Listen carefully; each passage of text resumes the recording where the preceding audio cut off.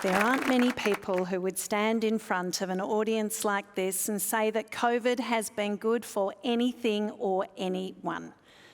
But I'm here to do just that. Before I start ruffling feathers, let's do something together. Cast your minds back to where you were and how you felt when you realised that COVID was a big deal.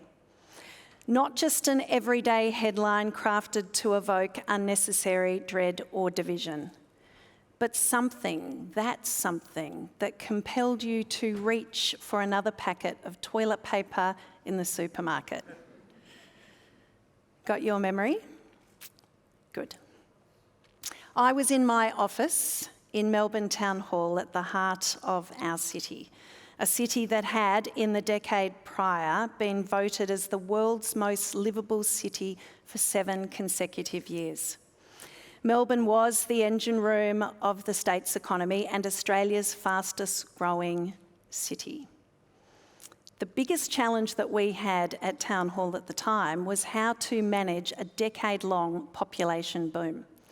And what a good challenge to have. Our streets and pavements were bustling with residents and workers, with students and visitors, both local and international.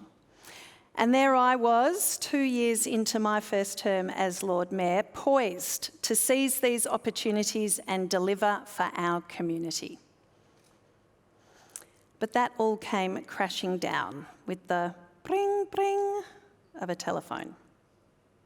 It was 1, 2, then 3 managers of major city events, including the Melbourne International Comedy Festival, calling to tell me that they were cancelling because of the virus. It had never happened before. It was always on with the show. My stomach dropped, as it would each time we had to peel ourselves off the floor with the constant barrage of COVID cancellations. Now, looking back at those turning point moments, I realised how much innocence there was. Whether we were standing in the toilet paper aisle in the supermarket or we were shocked into silence at the end of the phone, we had no idea of the enormity of what was to come. And for Melbourne particularly, COVID-19, that peculiar set of numbers and letters, was going to change our city forever. And in my opinion, for the better, taking us from lockdown to boomtown. Now, anyone who knows me knows that I am an eternal optimist, but in this case, it is not me donning rose-tinted glasses.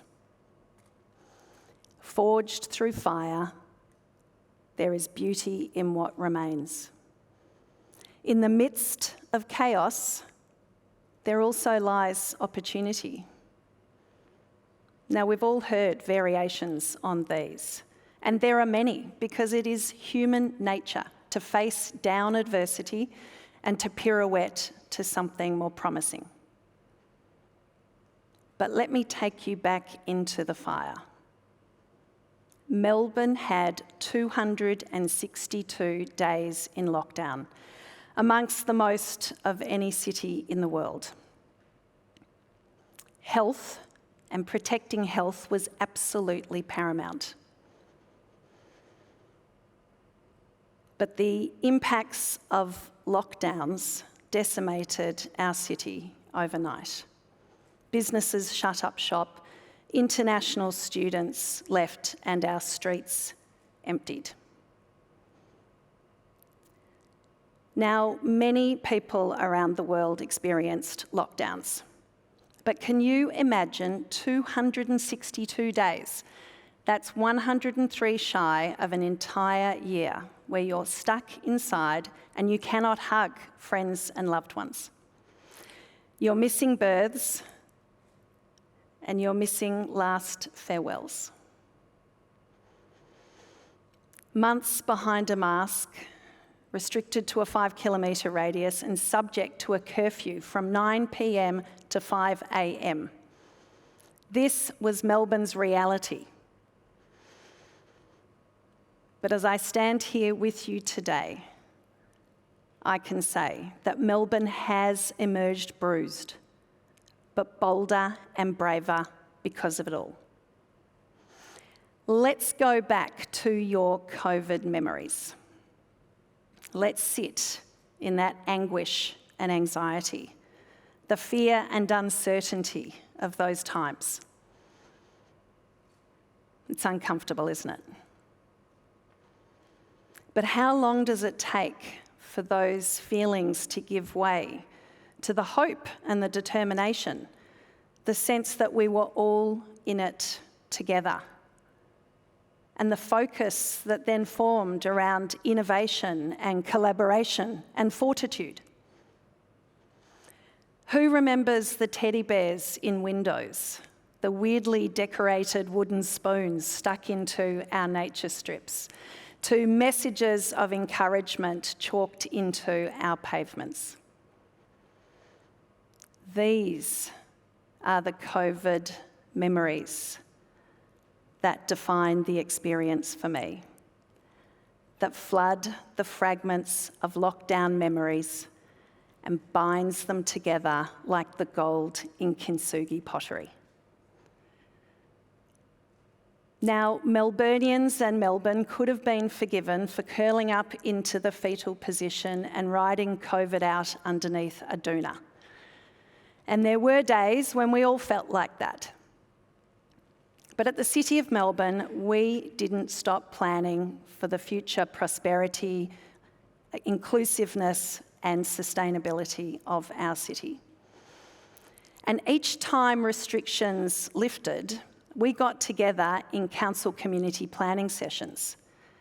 And I was absolutely inspired by Melburnians urging us to think big for the future of Melbourne. And these were artists and event managers, social workers and students and cafe owners and residents, all of them Melburnians through and through.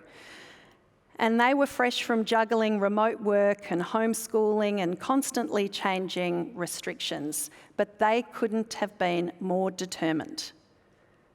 And they expected us to continue to make progress on really important initiatives such as responding to climate change, advancing reconciliation, and addressing the homelessness crisis. I'm so pleased to say that Melbourne is a caring community. And I know this because traders, workers and visitors all want us to do more for the most vulnerable in our city. And when I came in as Lord Mayor, I came in with a desire to really make a dent in the homelessness crisis.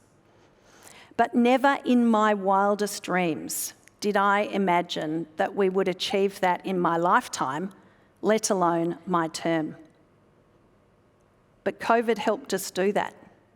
We worked together across 3 levels of government, with community housing organisations, with support agencies, with hotel operators, to create secure housing for 2,000 people who'd been experiencing homelessness.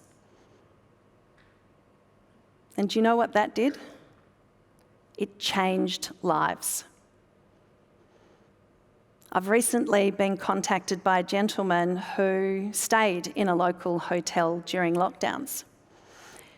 He told me that despite being homeless for the years before, that stay in the hotel was the circuit breaker he needed to turn his life around. He now has secure housing and a job. And whilst there are still too many people experiencing homelessness, still too many people sleeping rough on our streets, COVID showed us that by partnering and combining our resources, our expertise and our experience, that just perhaps we could make the impossible possible. And then there were our local business owners doing the unthinkable with remarkable ingenuity and persistence. Let's talk about one big pirouette. With our fine dining restaurants empty of patrons, celebrated chef Shane D'Elia dreamed up Providore. This was a delicious lockdown project that became the centrepiece for anniversaries and birthdays during lockdowns, and there were 262 days of those, so plenty of celebrations. Providore brought fine dining to homes and humble dinner tables for the first time. And it provided a platform for our city's best restaurants that previously didn't do takeaway to be able to survive during lockdown. Quite remarkable. And most of those restaurants have continued with their Providore service post-lockdown as it diversifies their offer. And it's terrific that Shane D'Elia won a Business Champion Melbourne Award for his leadership and efforts. Council also performed many pandemic pirouettes during lockdowns. One of those was our new service called Business Concierge, where we have a team of dedicated people calling out to our business owners. They've done that more than 46,000 times now to provide support, advice, and access to grants. We didn't previously do a call-out program, but this service is here to stay, and we are a better organisation because of it.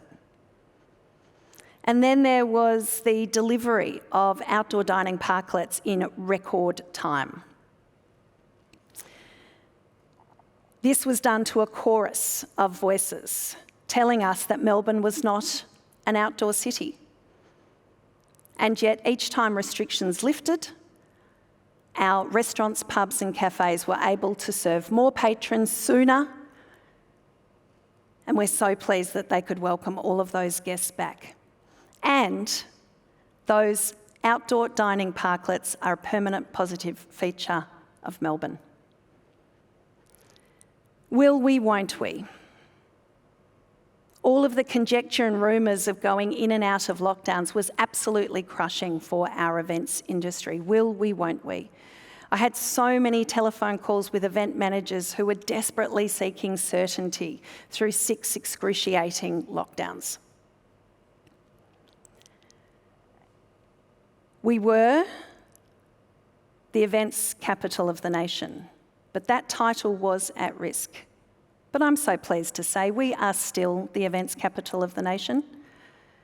My heart swells to see Melbourne being Melbourne again, to see our famous MCG full of record crowds of more than 100,000 people, to see queues at our cafes for our world-renowned coffee, to see that there are sold-out exhibitions like Roan and award-winning plays like Hamilton. This is all a sign that the wounds are healing. But there is a lingering acknowledgement that thanks to COVID, we will not take tomorrow for granted ever again, and that we must make the most of our only in the city experiences. One of the other elements of easing the pain and frustration of lockdowns was to devise and accelerate big ideas for the city. One of those is Greenlight. It's the rejuvenation of 4 kilometres of the north bank of the Yarra River Birrarung, with a continuous pathway connecting green open spaces and bringing Australia's ancient Aboriginal culture to life. Another one is Power Melbourne, an independent network of mid-scale batteries, generating renewable energy for our city, creating green tech and jobs, and positioning us as a clean energy innovation centre for Australia.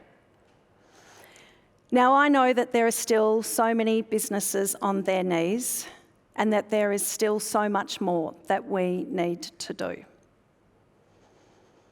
But pre-COVID, our gross local product in our municipality was $104 billion. That took a dive during COVID, but it has bounced back to pre-pandemic levels. And with the positive momentum that we're experiencing, with the new economic activity that comes from big ideas, we are forecast to hit $150 billion of gross local product by 2031. Now that's what I call lockdown to boomtown. It's thanks to the debilitating impacts of COVID, to the 262 days as a broken city, that we've achieved the seemingly impossible, that we've pirouetted, we've taken risks, we've accelerated progress, and we've dreamt big. Before I finish, I wanted to share one more COVID memory with you. I was walking through Carlton one day and I spotted someone sporting a homemade t-shirt. In letters across the back, it read, "Melbourne, world's most resilient city." And underneath were the dates of each of the 6 lockdowns, like battle scars in fancy font. I love it. It speaks to the bruise and the adversity that has strengthened us and our resolve, not just as a leading capital city, but as a community of people. And we now share an unbreakable commitment to creating a city that is more vibrant, that is more inclusive, that is more sustainable, as we step out of COVID's clutches emboldened.